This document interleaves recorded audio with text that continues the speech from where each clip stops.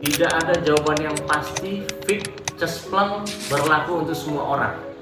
Ini hidup anak manusia, tidak bisa dikalkulasi dengan matematika manusia.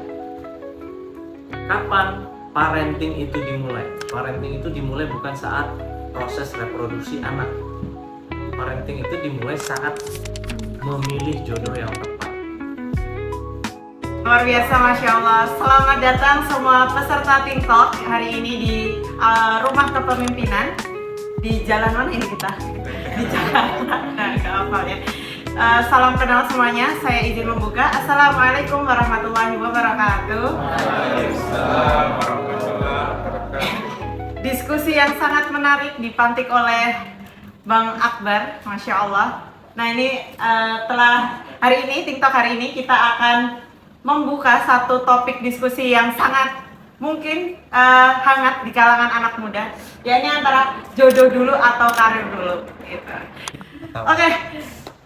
Berarti kita udah tahu ya audiens kita, teman-teman diskusi. Jadi harapannya di forum kali ini kita itu nggak cuma mendengarkan dari Bang Adril Umarat, tapi teman-teman juga bisa menceritakan atau berbagi keresahan, atau mungkin kalau misalkan ada pendapat yang merasa teman-teman bisa kok dua-duanya, atau boleh nggak usah milih gitu ya, menjalani takdir aja. Nah gitu, silakan ditanyakan bahwa di sini tidak ada benar dan tidak ada salah, tapi pasti ada yang benar sih. Cuma mari kita berdiskusi dengan secara sehat di TikTok Break the Frame. Bersama saya hadir seorang family empowerment practitioner, Bang Adril Umarat, biasa dipanggil Bang Ading, Bang Ading. Beliau ini merupakan alumni RK Jakarta ya Bang ya, angkatan kedua. Betul, Masya Allah. Jadi senior dari para senior. Bang Adril sudah hadir. Tua. Enggak. Oh. Ada yang lebih.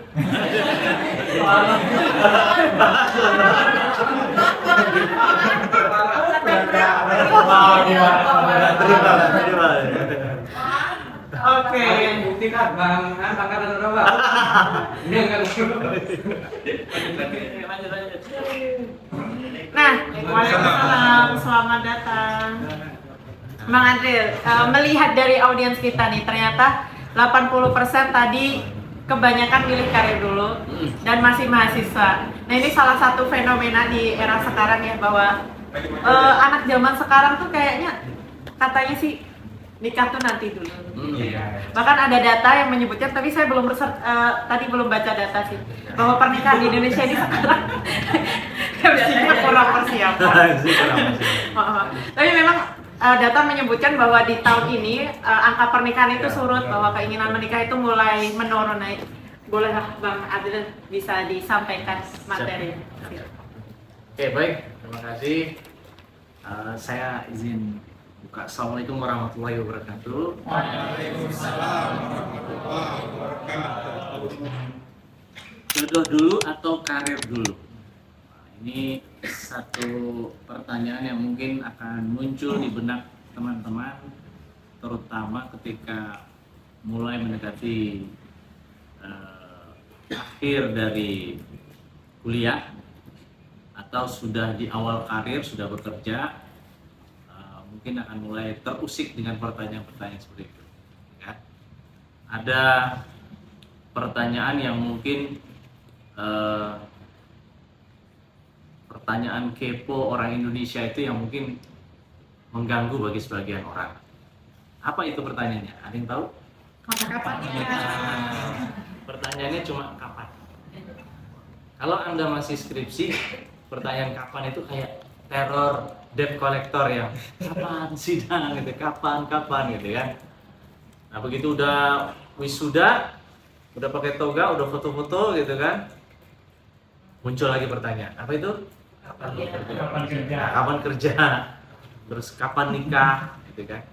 Setelah ternyata sudah dapat kerja, bahkan sudah menikah, muncul lagi pertanyaannya. Kapan apa tuh? Nah, kapan punya anak? Orang Indonesia itu suka ngurusin urusan orang lain. Cross the border. Kalau sudah punya anak satu, lalu muncul lagi pertanyaannya, Apa itu pertanyaannya? Kapan nambah lain? Ya, terserah suami saya. Kayaknya udah pengalaman. Dan aduh, tambah anak sulung terus ya. Nah, ini mungkin malam ini jadi ajang kita diskusi barangkali yang menarik gitu ya untuk kita. Dan benar tadi kata moderator dengan data yang tidak well prepare tadi gitu. Tapi itu hal yang valid yang ditemukan. Ada nama fenomenanya gamofobia. Gamofobia. Gamofobia itu orang punya ketakutan untuk menikah atau membicarakan menikah aja itu udah ketakutan. Nah, karena apa? Karena mungkin dia punya banyak referensi di sekitar dia, ada perceraian atau bahkan ada trauma masa lalu di masa kecil yang dia melihat bapak ibunya itu menjalani pernikahan itu tidak nyaman, selalu berantem gitu ya, selalu bertengkar, suasana rumah itu kayak neraka, sehingga dia berpikir ulang untuk bisa berani mengemukakan atau berbicara tentang tema menikah itu takut, khawatir, kalau bisa lari. Kalau ada orang bertanya kapan itu udah deg-degan ya. Kapan? Insecure langsung. Terus tiba-tiba healing ke Bali atau kemana gitu ya. Nah, teman-teman mungkin bisa di operator di next ya.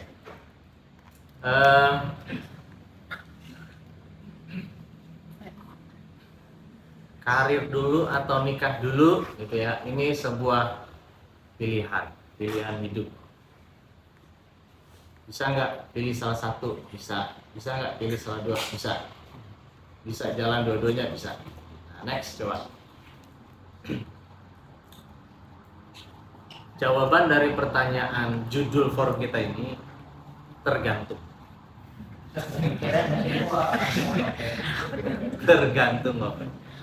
Tergantung siapa? Dikembalikan lagi ke diri kita masing-masing.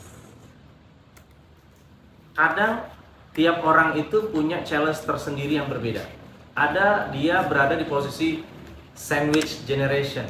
Dia menopang ke atas, dia menjadi pijakan dan membantu menarik yang bawahnya atau bahkan ke sampingnya, ke saudaranya.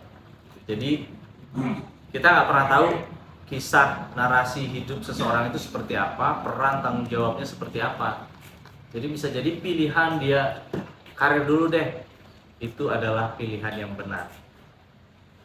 Kalau memang dia dituntut untuk harus berkarir dulu, situasi kondisi tidak memungkinkan untuk jodoh dulu, maka itu adalah pilihan yang benar bagi si orang tua. Ada juga orang yang tanpa dinyana, tanpa dikira gitu ya, ujuk-ujuk ketemu jodoh yang itu jodoh terbaik. Sementara kondisi dia belum kerja nih, gitu kan? Baru lulus belum kerja, nih gimana nih?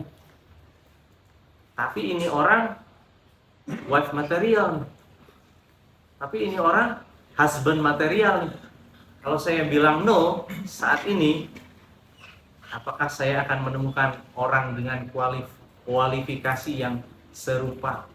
Belum tentu. Maka dia memilih, bismillah, nekat dulu, nikah dulu, nanti insya Allah rezekinya akan bertambah sesuai yang dijanjikan oleh Allah. Nah, maka pilihan berjodoh dulu bagi orang tersebut adalah benar. Sampai di situ aja pertemuan kita. Karena judul dari forumnya sudah terjawab ya. Ada juga yang jalan dua-duanya gitu, dan itu juga benar. Saya lagi di puncak-puncak karir saya nih. Kalau saya nikah nanti, wah apakah terbebani atau malah menghambat atau gimana, nanti ada beban baru segala, ribet gitu. Tapi ada juga orang yang dia jalan dua-duanya dan itu benar juga bagi dia. Oke, next. Saya mau disclaimer dulu 3 hal. Tidak ada jawaban yang pasti, fix, cespleng, berlaku untuk semua orang. Ini hidup anak manusia, tidak bisa dikalkulasi dengan matematika manusia. Kadang matematika Allah itu lebih unbelievable, tidak bisa ditebak, gitu ya. Maka tugas kita adalah bersiap diri aja. Yang kedua, semua jawaban bisa jadi benar dan dikembalikan ke pengambil keputusan. Setelah berani ambil keputusan itu, maka kita perlu bertanggung jawab, berani terima konsekuensi logis atas pilihan kita. Itu jauh lebih ditekankan. Mau Anda pilih kiri atau kanan, ketika once Anda sudah memilih, saya yang kiri nih, saya yang kanan nih, gitu ya, atau saya pilih dua-duanya langsung, maka tugas Anda adalah menjalankan kewajiban dan menerima konsekuensi logis atas pilihan tersebut. Nah, banyak orang tuh begini, oke, saya karir dulu, tapi begitu di spill sama tantenya, keluarga besarnya, kapan jodoh, dia insecure. Nah, artinya ini orang tidak konsekuen dengan pilihan dia. Kalau Anda sudah memilih karir terlebih dahulu, berarti firm dengan hal tersebut, firm dengan konsekuensi logis yang akan Anda terima. Apa itu? Dinyinyirin, dijulitin, ditanyain terus kapan gitu kan. Maka jangan merasa insecure, karena tadi di awal itu sudah merupakan pilihan hidup saya. Nah, yang nggak oke itu orang, dia pilih karir, tapi begitu orang ada tanya jodoh, dia insecure, gitu kan. Dia pilih jodoh dulu, tapi begitu orang bicara karir, langsung insecure, langsung merasa down. Wah, ini saya salah pilih deh, dan seterusnya. Nah, mindsetnya jangan begitu. Begitu Anda sudah memilih pathway tertentu, set ini yang saya pilih terlebih dahulu, jalankan dengan sepenuh hati, sepenuh jiwa, ambil tanggung jawabnya, terima konsekuensi logisnya. Saya baru lulus nih, tapi udah harus nikah, gitu kan. Nah, ini jodoh impian saya ada di sini nih, gitu kan, di orang ini. Maka saya ambil kesempatan itu, bangun karirnya ya ketika sudah menikah. Ya perlu berlelah-lelah dulu di awal, harus membiayai anak orang terlebih dahulu, atau perlu tinggal bersama orang tua atau mertua terlebih dahulu di awal-awal pernikahan, ya tidak masalah. Jangan baper, terima konsekuensi logisnya bahwa kita mungkin modalnya, resource-nya belum besar. Nah, banyak orang tuh berani ngambil keputusan tapi tidak terima konsekuensi logis di balik keputusan itu. Nah, itu painful tuh hidupnya. Jadi kalau Anda berani ambil satu pilihan, itu berkelindan dengan tanggung jawab yang berhimpitan dengan pilihan tersebut. Ciri-ciri orang yang berani bertanggung jawab atas pilihannya adalah dia tidak mengeluh. Aduh, repot ya punya istri dari kerjaannya setiap hari tuh menjaga hatinya yang gampang retak, gitu kan, supaya tidak ngambek gitu, dan seterusnya. Nah, itu artinya tuh kita tidak menerima konsekuensi logis atas pilihan kita. Terus yang ketiga, cerita saya nanti mungkin di sepanjang sesi ini hanyalah salah satu contoh pola pilihan hidup. Bisa jadi ada hal yang bisa Anda ambil, bisa jadi ada hal yang Anda tidak bisa ambil, dan itu tidak ekologis bagi Anda, tidak masalah. Nah, tugas saya nanti sharing aja, berbagi, memprovokasi, supaya tertrigger Anda berani memilih, berani membuka opsi-opsi, dan berani memilih yang mana yang saya mau pilih dari semua opsi-opsi yang ada. Nah, itu dulu term and condition yang perlu saya sampaikan di awal, supaya nanti teman-teman juga sama-sama nyaman menjalani sesi ini. Oke, next. Nah, ini saya juga seperti Anda. Ini foto zaman muda di UI dulu, gitu ya. Juga mengalami krisis yang sama ini. Mau apa dulu ya yang akan ditempuh, gitu ya. Karir dulu atau jodoh dulu atau apa dulu. Nah, tapi saya waktu itu tidak terlalu memusingkan sebenarnya, karena fokus saya adalah lakukan yang terbaik. Next. Nah, mungkin saya akan ceritakan journey kehidupan saya secara singkat. Nah, teman-teman nanti mungkin mudah-mudahan bisa memahami apa yang jadi concern saya dan bagaimana saya menjalani hidup dengan pilihan-pilihan di mana saya menikah, di mana saya ambil keputusan untuk menikah. Saya lahir di Bukit Tinggi, besarnya di Riau, Duri, kota minyak. Lalu saya merantau MTS di Asalam, Solo 3 tahun. Lanjut SMA Ihsan Cendekia Serpong. Sekarang itu MA, dulu sekolah yang diprakarsa oleh Pak Habibie. Saya lama berkarir di RCTI di bagian Research Program and Development. Lalu 2012 sampai 2021 mengajar di Universitas Al-Azhar Indonesia, aktif di Rumah Kepemimpinan, jadi alumni Ikatan Alumni Rumah Kepemimpinan 2016-2018. Nah, sekarang membesarkan entitas namanya Childhood Optimizer. Itu adalah lembaga yang membantu para orang tua muda bagaimana mengoptimalkan masa kecil anaknya meskipun dalam waktu interaksi yang terbatas. Saya juga aktif di CIAS, namanya Corporate Innovation Asia. Kita membantu talent di corporate untuk bisa berinovasi. Dan sekarang saya sedang lanjut studi saya di IPB, di Ilmu Keluarga dan Perkembangan Anak. Nah, mendalami apa sih masalah keluarga di Indonesia gitu ya. Dan nanti mungkin kita bisa elaborasi ke arah sana. Next. Nah, jadi ada 2 dunia yang saya jalankan. Pertama, dunia di corporate, yang kedua dunia yang itu menjadi major concern saya di pengembangan keluarga, pemberdayaan keluarga. Di corporate saya berlaku sebagai trainer, sebagai coach, membantu para talent di corporate untuk bisa berinovasi. Betul-betul hands on, dipandu mulai dari awal, menemukan masalahnya sampai ketemu solusinya, sampai build solutionnya apa, sampai mentestingkan apakah problem solution fit, apakah produk marketnya fit. Nah, itu tugas saya di satu dunia, yaitu di dunia corporate.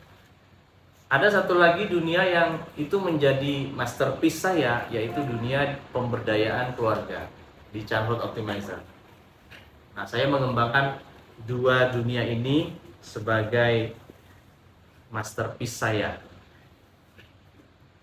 di mana kedua hal ini adalah sesuatu yang saling menguatkan. Apa benang merah membina talent di corporate sama membina keluarga?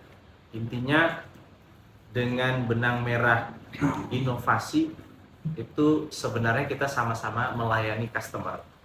Kalau di corporate kita melayani customer eksternal ataupun customer internal, kalau di rumah kita melayani customer platinum. Siapa itu? Istri kita, suami kita, anak kita. Kalau kita jago, excellent dalam melayani customer platinum kita, sudah pasti kita lebih jago dalam melayani customer di corporate. Dan itu saling menguatkan. Nah, basis utama dari kita mampu melayani customer itu adalah empati. Kalau Anda jago melayani customer platinum di rumah, itu tingkat complicatednya itu lebih tinggi dibandingkan customer yang ada di corporate. Maka esensi dari membina talent di corporate dengan talent yang ada di keluarga itu esensinya sama. Sama-sama kita bisa melayani, memuaskan customer kita. Yang satu customer platinum, yang satu customer internal atau eksternal. Nah, esensinya sama. Kita bisa mengendus, membaca, mengetahui apa kebutuhan customer dan menyediakan solusi atas permasalahan terpelik mereka. Intinya itu. Hidup itu soal itu aja sebenarnya. Kalau Anda jago membaca masalah secara teliti, detail, tepat, dan Anda hadir dengan solusi, nah, Anda dibutuhkan oleh banyak orang. Kalau itu keluarga, Anda diperebutkan oleh banyak wanita. Anda diperebutkan oleh banyak pria. Kalau Anda tuh solution fokus orang, kira-kira gitu ya. Karena ada orang yang kalau punya masalah tuh bikin pusing diri dia, aduh aja hidupnya gitu kan. Tapi dia nggak beranjak, ini masalahnya, masalah ini ada opsi-opsi solusinya.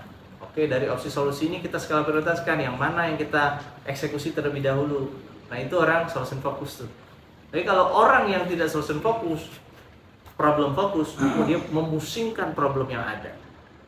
Nah itu agak repot tuh orang seperti itu.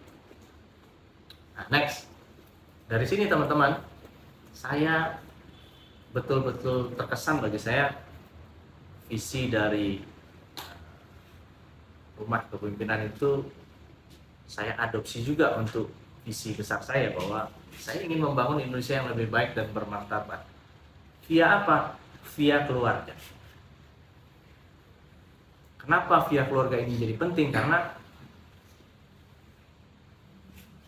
low cost, high impact. Membenahi orangnya ya cuma 5-4 orang dalam satu keluarga gitu. Tapi kalau itu dilakukan berjamaah, itu impact-nya nendangnya bisa ke seluruh negara, satu negara. Nah, bagaimana? Apa yang saya lakukan? Yang saya lakukan adalah next, saya bergaul, berinteraksi, mencari tahu masalah-masalah. Nah, sampai akhirnya ketemulah roadmap. Sebenarnya nih dari tiap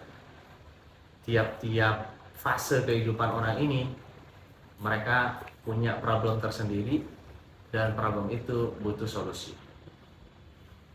Nah, kapan parenting itu dimulai? Parenting itu dimulai bukan saat proses reproduksi anak.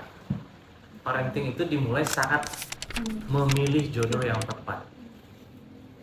Nah, begitu Anda pilih jodoh yang tidak satu frekuensi, Anda kesulitan untuk handle anak. Dan dari orang tua muda yang saya ampu dalam pembelajaran di kelas, itu tuh betul-betul sangat-sangat challenging kalau Anda yang ibu-ibu, yang perempuan gitu ya, dapat suami yang itu sama sekali tidak terlibat. Itu PR-nya berat. Kenapa berat? Karena tantangan hidup kita zaman sekarang jauh lebih berat lagi. Informasi banjir, semua dibuka gitu kan, semua serba bebas. Anak-anak gampang terdistraksi. Anak-anak kecil itu TK, SD itu semua main gadget semua. Pornografi dapat semua tuh, diasup semua kalau tidak ada filternya.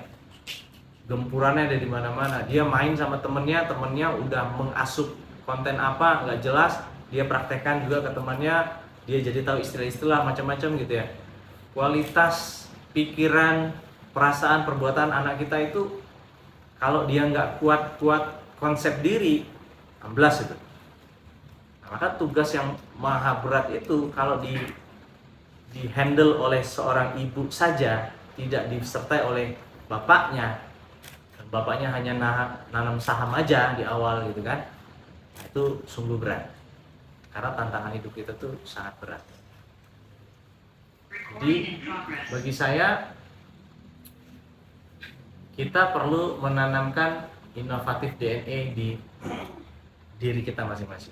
Karena orang yang inovatif itu kalau dapat masalah, dia nggak rungsing, dia bisa cari solusi atas masalah. Nah, ini mulai dari kelas menjemput jodoh, lalu ada kelas namanya merawat cinta, itu biar pasangannya itu jadi satu frekuensi. Terus ada kelas membangun konsep diri. Banyak orang yang ragu, takut, punya inner child negatif dan seterusnya, itu dikikis dulu di sana. Ada kelas komunikasi efektif, nggak perlu marah-marah kalau ngomong.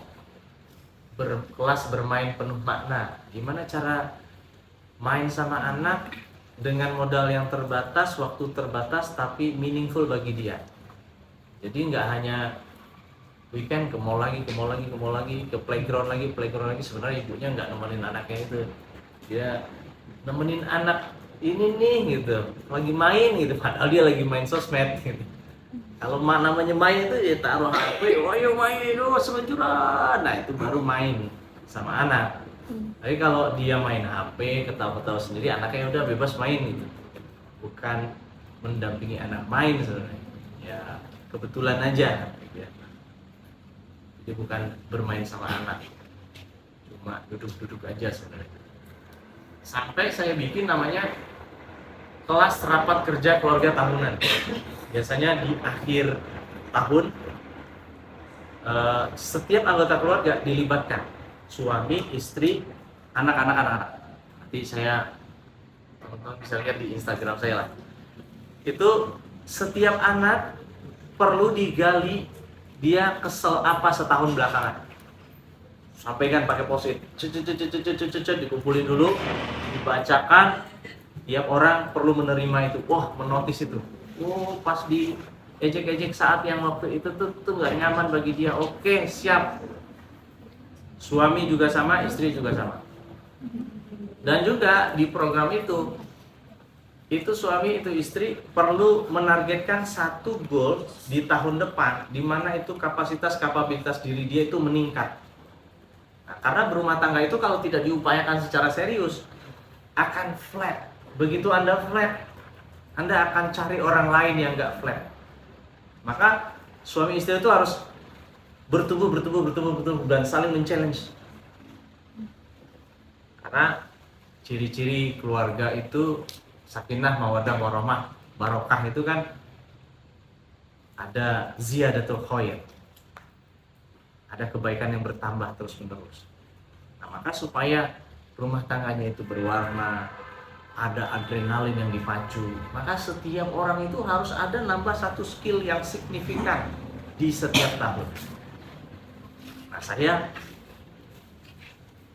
dalam mengelola childhood optimizer tadi itu tuh betul-betul memperlakukan kelas-kelas saya itu untuk bisa meningkatkan kapabilitas keluarga-keluarga muda menjalankan kehidupan keluarga itu lebih serius daripada menjalankan organisasi ataupun perusahaan. Kalau kita di perusahaan, kita dipecat besok PHK, udah ada penggantinya, gampang dia umumin, banyak yang daftar. Kalau keluarga ini garis finishnya surga apa neraka, ikatannya itu nggak main-main gitu kan. Jadi kalau kita berkeluarga itu hanya pagi-pagi sebelum subuh berjibaku dengan mau naik kereta api aja itu udah challenging kan. Kita bisa tidur sambil berdiri itu kan kalau di KRL itu kan tanpa jatuh karena saking sesaknya orang gitu kan. Belum lagi transit di Manggarai, waduh itu, wah itu aja udah challenging itu. Kalau Anda hanya pergi pagi sebelum subuh lalu pulang nanti agak malam jam 11 karena lembur, Anda nggak ketemu anak, nggak ngobrol sama istri, lalu besokannya udah seperti itu lagi, besokannya seperti itu lagi, Jumat juga sampai seperti itu lagi gitu ya. Tidak ada komunikasi di keluarga itu. Weekend Anda sudah lelah, Anda goler-goleran aja di rumah gitu kan. Ya ke restoran, keluar rumah, cuma ya ala kadarnya aja lah, sisa-sisa energi. Itu kehidupan berkeluarga yang nggak seru menurut saya. Tidak dimaknai itu, berkeluarganya itu tidak dinikmati.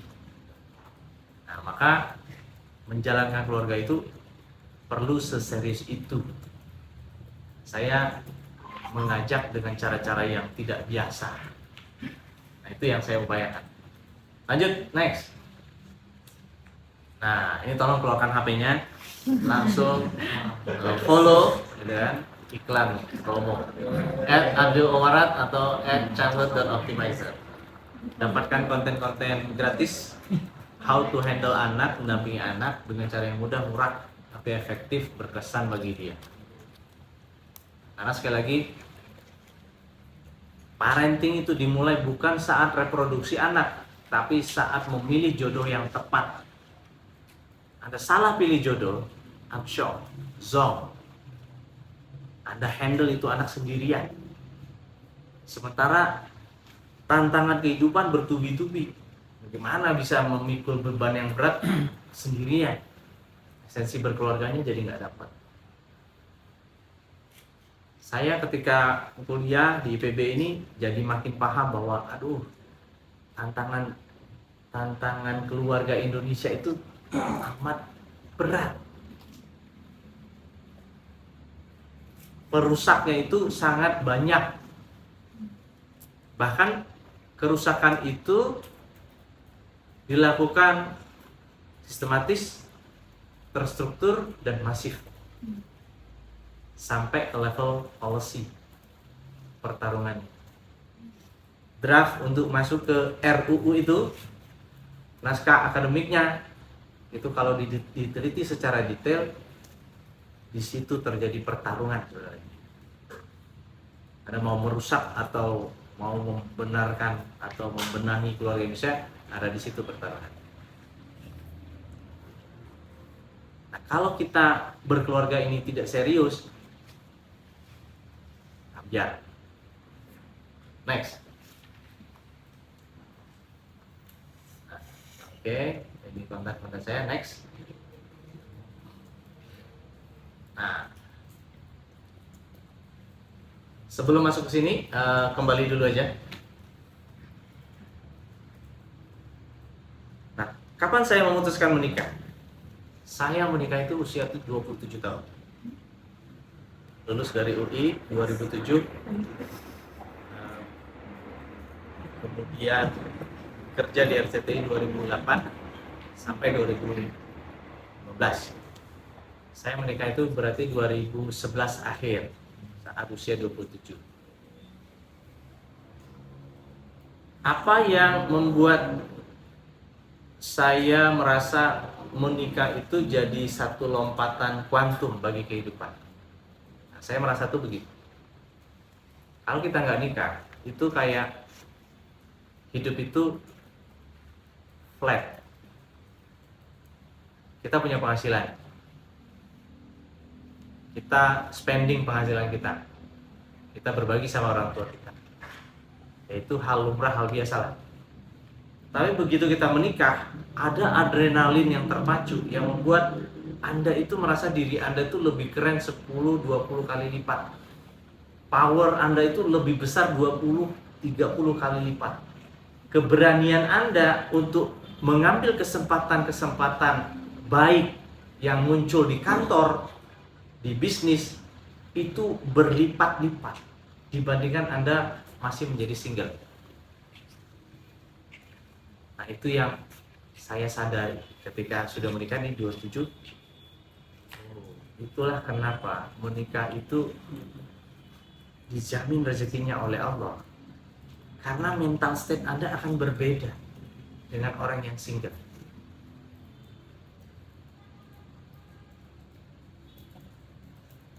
Saya bandingkan antara sebelum menikah sama sesudah menikah. Sebelum menikah masih malu-malu tuh, presentasi di depan bos gitu kan.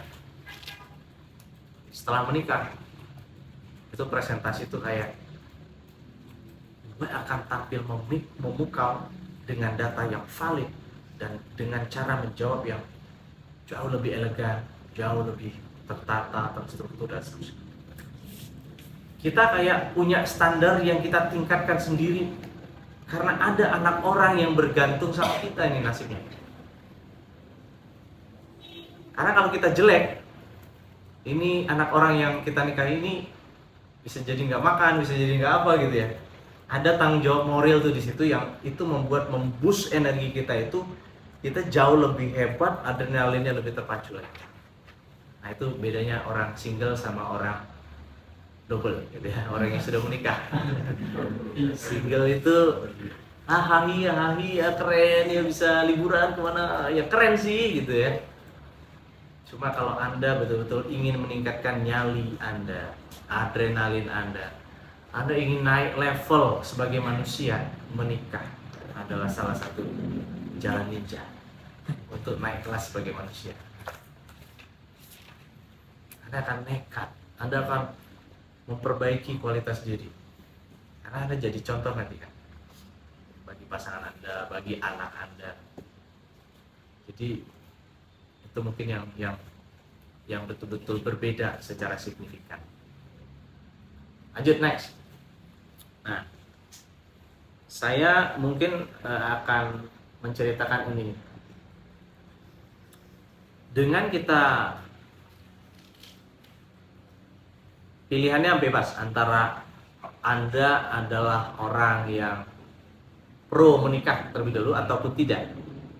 Nah, sebenarnya yang jauh lebih esensial adalah Anda menjadi orang yang firm terhadap diri Anda. Itu jauh lebih oke. Anda mau pilih jalur menikah atau jalur karir dulu, atau dua-duanya saya jalanin gitu ya, itu tidak masalah, semuanya benar bagi Anda.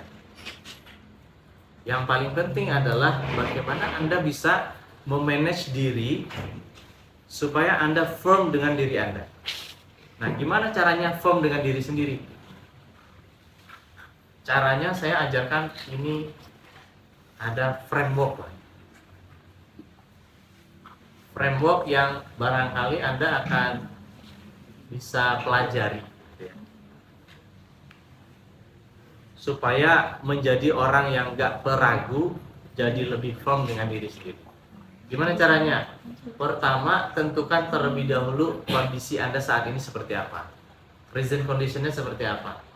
Nah, tuliskan semua kondisi saat ini seperti apa, gejala-gejalanya seperti apa, tanda-tandanya seperti apa, dampak yang dihadirkan dengan kondisi yang begini-begini aja itu seperti apa. Tolong dijabarkan. Berikutnya, kita lari ke yang paling kanan, ke desire condition. Di desire condition, pastikan tiap diri kita punya noble purpose. Di mana noble purpose inilah yang jadi acuan kita untuk punya bahan bakar yang unlimited. Noble purpose itu kayak cita-cita mulia, cita-cita yang itu akan membantu banyak orang. Saya, noble purpose saya tadi ingin berpartisipasi dan mencetak keluarga Indonesia yang berdaya, keluarga Indonesia yang berdaya dan inovatif orang-orang. Nah, saya membantu pemerintah menyiapkan bonus demografi yang merupakan berkah, bukan musibah. Intervensinya mulai dari keluarga. Nah, saya noble purpose saya di situ.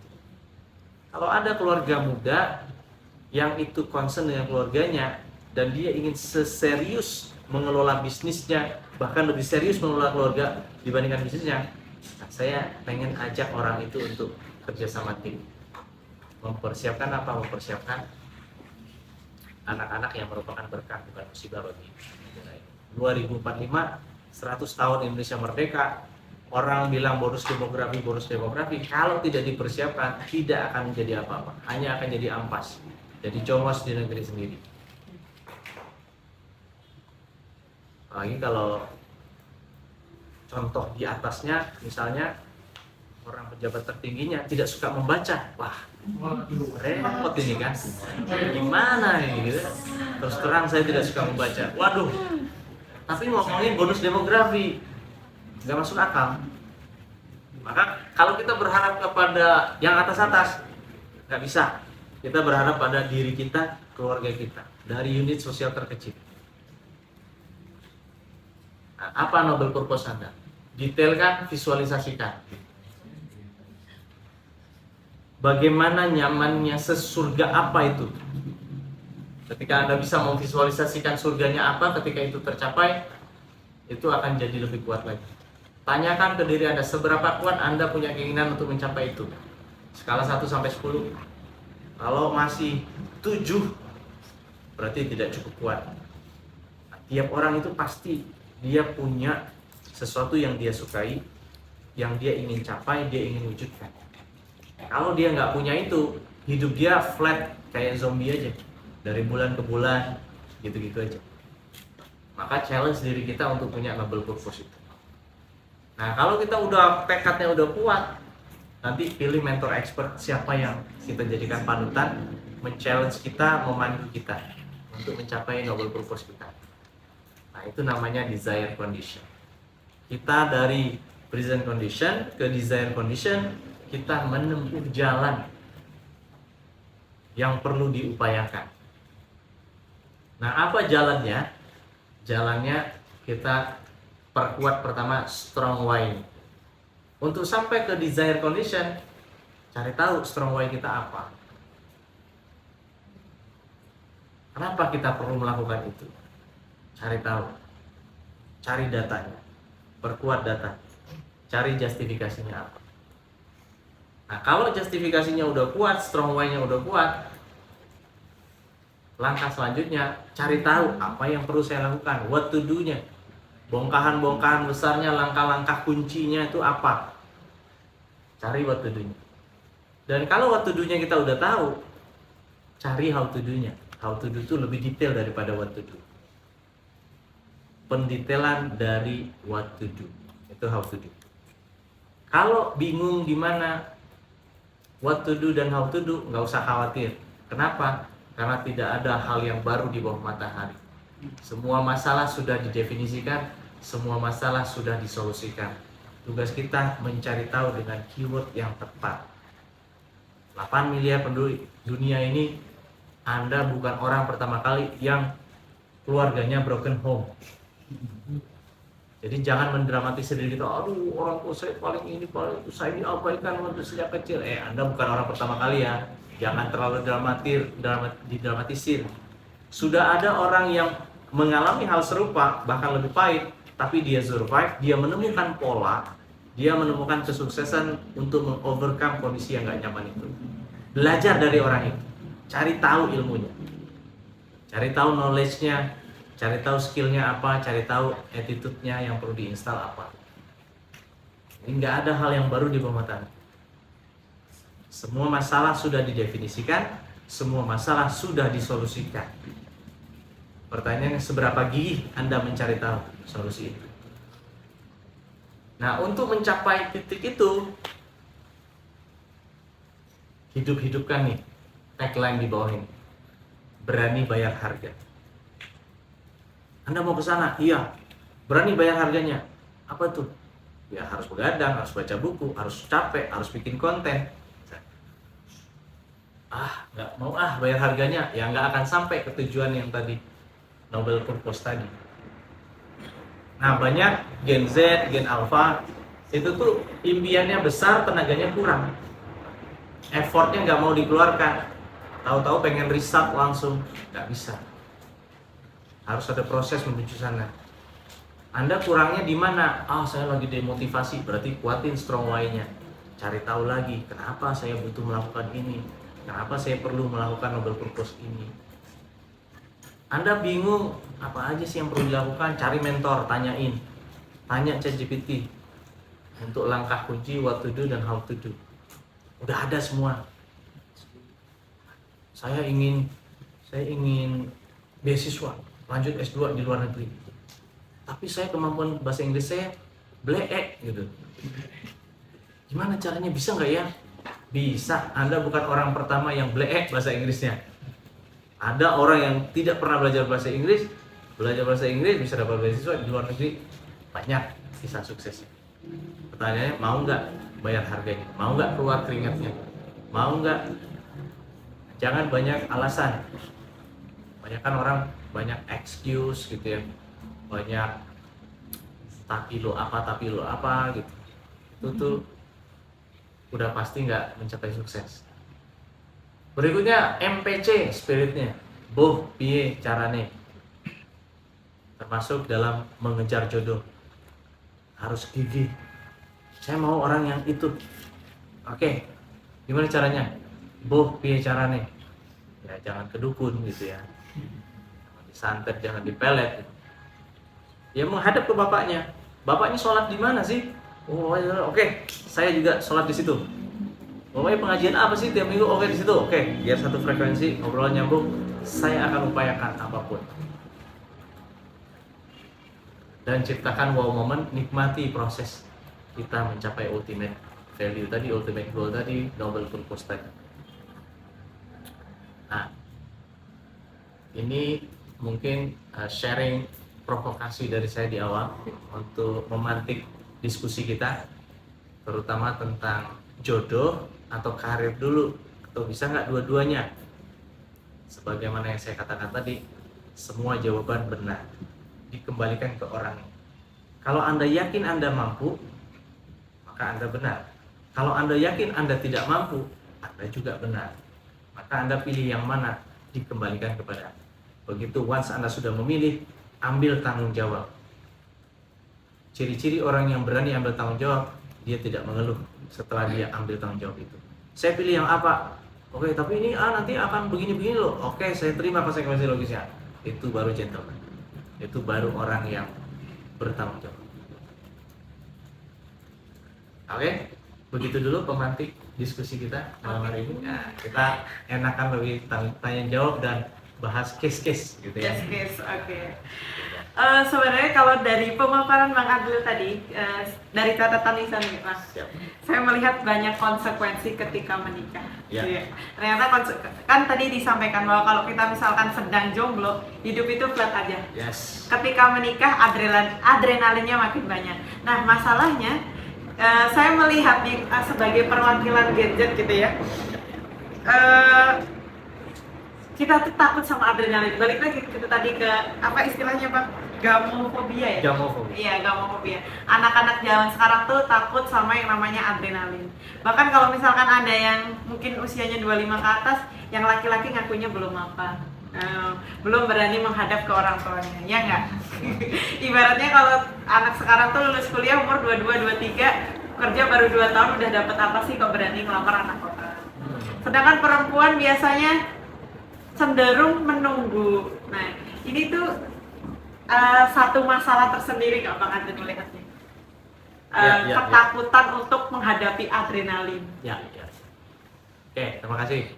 Bagus pertanyaan. Saya kemarin itu berkunjung ke Klaten.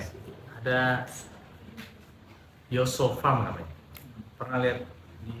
Dia viral, suami istri. Dulu istrinya kerja di Brunei, di luar negeri.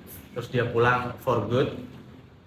Dia bikin pertanian dari rumah yang itu melengkapi kebutuhan diri dia dan keluarganya ya dari pekarangan rumah aja gitu. Yang menarik dari pengalaman kita cerita itu adalah begini.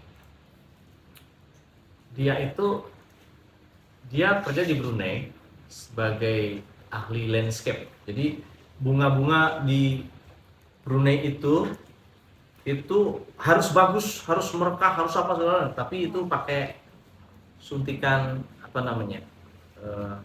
pupuk apa segala macam gitu ya. Intinya dipaksa lah itu untuk bisa perform, tampil bagus itu semua taman-taman di Brunei. Nah dia nggak cocok dengan itu, dia pengennya yang alami, yang organik gitu ya, bukan sesuatu yang dipaksa. Dia nggak cocok. Uangnya bagus gitu ya, tapi nggak cocok. Yang cocok di hati dia tuh dia melakukan sesuatu kebaikan, tidak zolim sama tanaman gitu ya, dan seterusnya, sehingga dia mengambil konsep namanya homestay gitu ya. Dia memenuhi kebutuhan dia dari rumah, dari pekarangan. Nah, dia menikah dengan orang yang pecinta alam juga. Suaminya itu lulusan SMK kalau nggak salah. Nah, dia lulusan UGM. Dia menikah dengan cara yang tidak biasa konsepnya. Jadi tiap orang dikasih bibit tanaman gitu ya. Terus di gedung itu dia izin untuk boleh nggak kita tanam tanaman di sini. Pemilik gedungnya, oh iya boleh, sangat boleh gitu ya. Akhirnya tanamannya tumbuh besar. Sampai sekarang masih tiap lewat gedung itu dia ingat lagi, oh ini kontribusi kita nih untuk penghijauan. Nah dia memilih jalan yang tidak biasa. Kalau orang-orang itu dalam hidup itu bekerja untuk nanti dapat resource kan, dapat sumber daya tertentu, dari sumber daya berupa uang misalnya, dia tukar untuk beli beras, untuk beli apa. Tapi dia harus kerja dulu nih. Nah, konsep di kepala suami istri tadi, dia nggak perlu kerja keluar rumah naik apa, tapi dia menanam tanaman yang dibutuhkan oleh tubuh dia dan keluarganya. Dia pelihara lele, pelihara maggot, jadi nanti lelenya dikasih maggot yang ulat-ulat protein tinggi itu, dengan ada black soldier namanya. Jadi dia memilih jalur yang tidak biasa. Di tengah hiruk pikuk kehidupan yang itu semua orang udah default. Kalau hidup tuh ya kerja sini, nanti dapat uang, uangnya tukar untuk beli ini gitu ya, beli beras, beli apa. Nah, dia tidak perlu keluar effort untuk tukar sumber daya, dia meng-create sumber daya. Dan sumber daya yang dia create itu kembali lagi ke alam, tidak habis, tidak punah, karena makhluk hidup lain juga menikmati. Nanti dari sisa makanan diolah lagi gitu. Sehingga dia itu memilih jalur yang tidak biasa. Bagi teman-teman, apakah mau pilih jalur hidup yang biasa-biasa aja atau jalur yang tidak biasa? Itu semua dikembalikan ke kita. Ada orang tuh yang nikah tuh gini, harus ngumpulin 500 juta dulu untuk gedung, untuk apa gitu kan. Tapi ada juga orang yang mempermudah hidup dia. Oke, dan sekarang lagi ngetren, kita nikah di KUA aja. Uang yang dikumpulkan nanti itu untuk DP rumah, untuk beli apa, untuk keliling dunia, untuk apa. Itu jauh lebih berharga. Dan trennya udah mulai ke situ tuh. Terakhir dihambat Kementerian Agama sendiri gitu, karena menikah di hari Sabtu Minggu dilarang di KUA gitu. Jadi untuk memacu adrenalin itu, justru saya bertanya balik ke teman-teman Gen Z, Gen Alpha. Teman-teman mau Gen Z, Gen Alpha sudah dapat stereotip tertentu, gitu kan? Bisa di feedback nih, kalau di feedback mutung healing gitu kan, dimarahin bos besok resign langsung gitu kan. Maka di antara semua Gen Z yang ada misalnya gitu ya, taruhlah ini semua Gen Z, apakah teman-teman betul-betul mau disamakan dengan stereotip itu, atau teman-teman ada di atas rata-rata orang Gen Z lainnya? Yang mana yang teman-teman pilih kira-kira? Mau di rata-rata atau mau di atas rata-rata? Di atas rata-rata. Supaya kita kelihatan, nonjol, berbeda, unik, ternotis oleh orang, maka jangan jadi apa yang telah distereotipkan terhadap generasi kita misalnya. Maka lakukan lebih, teman-teman. Pilih pilihan yang berbeda, pilih pilihan yang unik, yang tidak biasa. Karena hidup itu sekarang itu, hidup itu tidak seperti zaman dulu. Orang harus begini, begitu, baru dia sukses. Nggak kayak gitu. Hidup itu, definisi sukses itu kita sendiri yang nanti yang tentukan. Teman kolega saya yang Yoso Farm tadi, ya dia tiba-tiba diliput viral, berubah hidupnya. Tapi kalau dia tidak siap untuk perubahan keviralan tadi, dia tidak punya konsep diri yang kuat, ya bisa kocar-kacir itu keluar. Saya diundang ke Jakarta, mau sini, tapi dia tetap waras. Saya masih perlu jaga ibu saya yang sudah sepuh, ada anak saya, ada ini saya. Jadi saya bisa skala prioritas. Saya bilang enggak berarti enggak. Terus semua orang kan pengen lari kalau di Jakarta tuh, kalau ada sesuatu yang viral udah wah eksploitasi gitu kan. Dulu ada namanya Mbah siapa tuh namanya? Dulu ada artis dadakan tak gendong kemana-mana. Bang Surip. Bang Marijan itu mah gunung berapi. Ada Mbah Surip. Mbah Surip itu meninggal karena kelelahan. Karena syuting kemana setiap hari itu sampai dikejar-kejar dia lagi di mana, dikejar-kejar sama stasiun TV untuk diundang, karena begitu Mbah Surip ada ratingnya tinggi. Jadi dikembalikan ke teman-teman. Teman-teman mau jadi orang basic atau orang yang rise above the crowd? Nah, ini di belakang saya. Kalau teman-teman mau di atas rata-rata, jangan jadi orang biasa. punya noble purpose yang nggak biasa, yang itu value-nya tinggi. Kalau kita punya value-nya tinggi, value itu adalah value is the currency of success. Mata uang kesuksesan itu kalau Anda punya value, begitu Anda bisa memberikan manfaat sebesar-besarnya sebanyak-banyaknya, itu mata uang kesuksesan sekarang. Maka tingkatkan kualitas, kapasitas, kapabilitas diri sendiri. Maka penting bagi kita untuk milih jodoh yang tepat. Karena kalau milih jodohnya nggak tepat, itu hidupnya bukan penuh karya, tapi penuh drama.